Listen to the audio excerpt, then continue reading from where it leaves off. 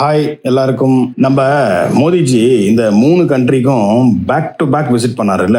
கிட்டத்தட்ட பார்த்தீங்கன்னா ஜூலையிலேயே 6ஆம் தேதியிலிருந்து 11ஆம் தேதிக்குள்ளவே அடுத்தடுத்து விசிட் பண்ணாரு. இது நிறைய மீடியாஸ் எப்படி கவர் பண்ணாங்கன்னா, ஜஸ்ட் இதெல்லாம் ஒரு மீட்டிங்ஸு ப்ளஸ் ஆஸ்திரேலியா கூட வந்து ஒரு ஆனுவல் சப்மிட் வந்து 2 கண்ட்ரிக்கும் நடக்குது, இந்த மாதிரி தான் ஒரு இது பண்ணாங்க. பட் ஆனால் இதுக்கு பின்னாடி ஒரு பெரிய மாஸ்டர் பிளான் இருக்கு.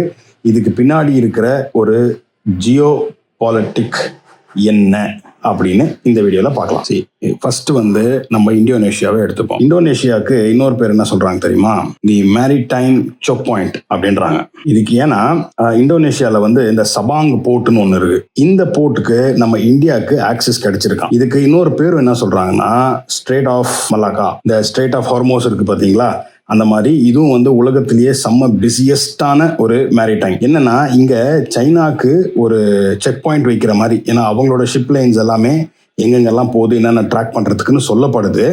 பட் இதுக்கு பின்னாடி இன்னொரு விஷயமும் இருக்கு. நான் அதை கிராஸ் செக் பண்ணிட்டு அடுத்த வீடியோல கிளியரா சொல்றேன். அடுத்தது ஆஸ்திரேலியா. சரி, ஆஸ்திரேலியாவோட மெயின் என்னன்னா, இங்க போய் அவங்க மீட் பண்ணதுக்கு ஒரே ரீசன், இந்த 2 கண்ட்ரிக்கும் அது பேர் லீடர் சப்மிட்டு அதெல்லாம் வந்து ஜஸ்ட் மீடியாவுக்கு முன்னாடி தான். பட் அது என்னன்னா, அவங்க மெயினாக போனது யுரேனியம். ஏன் யுரேனியம்னா, சரி ஆஸ்திரேலியா கிட்டேயும் கசகிஸ்தான் கிட்டேயும் இந்தியா வந்து ஒரு அக்ரிமெண்ட் சைன் பண்ணியிருக்கு, இந்த மாதிரி அந்த 2 கண்ட்ரி கிட்ட இருந்து இம்போர்ட் பண்றதுக்கு. ஏன் இதை இம்போர்ட் பண்றாங்கன்னா, ஜஸ்ட் ஃபார் நியூக்ளியர் எனர்ஜி. சரி, நியூக்ளியர் எனர்ஜி இந்தியாவோட டார்கெட்டே எவ்வளவு தெரியுங்களா?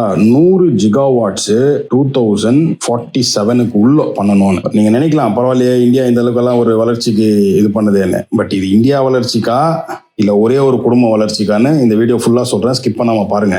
ஏன் ஆஸ்திரேலியானா, சரி ஆஸ்திரேலியா கிட்ட தான் வந்து கிட்டத்தட்ட 28% ஆஃப் வேர்ல்டு யுரேனியம் இருக்கு. அவங்க கிட்ட தான் லார்ஜஸ்ட் ரிசர்வ் வச்சிருக்காங்க.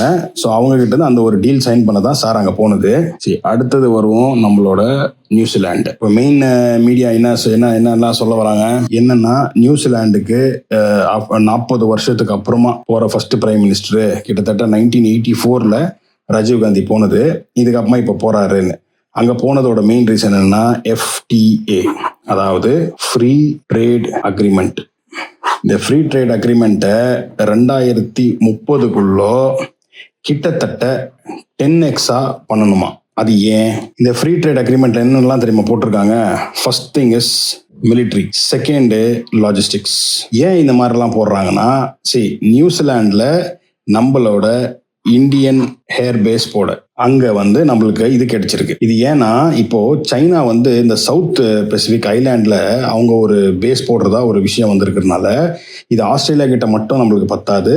ஸோ தட் நம்ம நியூசிலாண்ட்லயும் நம்ம வைக்கணும் அப்படின்னு மானிட்டர் பண்றது தான் சொல்றாங்க. இது வந்து சொல்லப்படுறது. பட் இதுக்கு பேக் ஸ்டோரி என்னன்னா, நீங்க ரீசெண்டா கேள்விப்பட்டிருப்பீங்களே, இந்த வந்து ஒரு மிசைல்ஸ் எல்லாம் தயாரிக்கிற மாதிரி, யாரும் இல்லை நம்ம அதானி குரூப்ஸ் தான் மிசைல்ஸ் தயாரிக்கிற மாதிரி இல்லையா?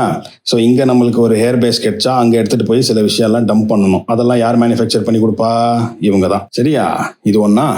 இப்போ இதில் சில பேருக்கு இல்லை பல பேருக்கு சுருன்னு கொஞ்சம் கோவம் வரும். அது என்ன ஆனா ஒன்றா அதானின்னு சொல்கிறேன், ஏன் அதானி எல்லாம் பண்ணக்கூடாதுன்னு கொஞ்சம் வெயிட் பண்ணி பாருங்க.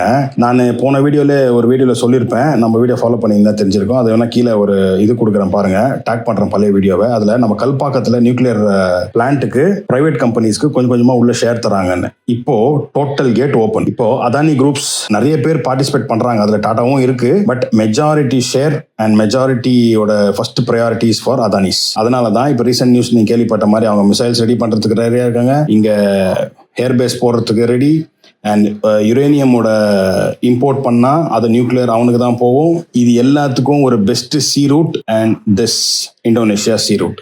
இப்போ கனெக்ட் பண்ண முடியுதா டாட்ஸை? இதுல இன்னொரு சூப்பரான விஷயம் என்ன சொல்றாங்க தெரியுங்களா? செக்யூர் யுரேனியமா plus expand nuclear plus reduce fuel dependency அப்படின்றாங்க. சரி, செக்யூர் யுரேனியம் புரிஞ்சுக்க முடியுது. இந்த expand nuclear and reduce fuel dependency இது யாருக்குன்னா ஒரே ஒரு ஃபேமிலிக்கு தான், வேற யாருக்கும் இல்லை. கனெக்டிவ் டாட்ஸ்னு வருது பார்த்தீங்களா? இந்த 3 கண்ட்ரிக்கான கனெக்டிவ் டாட்ஸ் இதுதாங்க. இந்தோனேஷியால போட்டு, ஆஸ்திரேலியால யுரேனியம் அண்ட் நியூசிலாண்ட்ல policy change and plus hair base போடுறாங்க. இதுக்கு 3 பின்னாடி இதுதான் இவ்வளோ ஃபாஸ்டா நடந்த விஷயம். ஆனா இது எல்லாத்துக்கும் பண்றது ஒரே ஒண்ணுதான், for Adani and Ambani families. That's it, not for all Indian citizens. அதை தயவு செஞ்சு புரிஞ்சுக்கணும். இன்னொன்னு சொல்றேன், 2029 இவங்க மட்டும் மெஜாரிட்டி வந்தாங்கன்னா இது எதுவுமே மீடியாவுக்கு தெரியாமையே உள்ளுக்கு பின்னாடி பயங்கர ஃபாஸ்டா நடக்கிறதுக்கான வாய்ப்பு நிறையவே இருக்கு. தேங்க்ஸ் ஃபார் வாட்சிங். See you on the next video. Bye. Take care.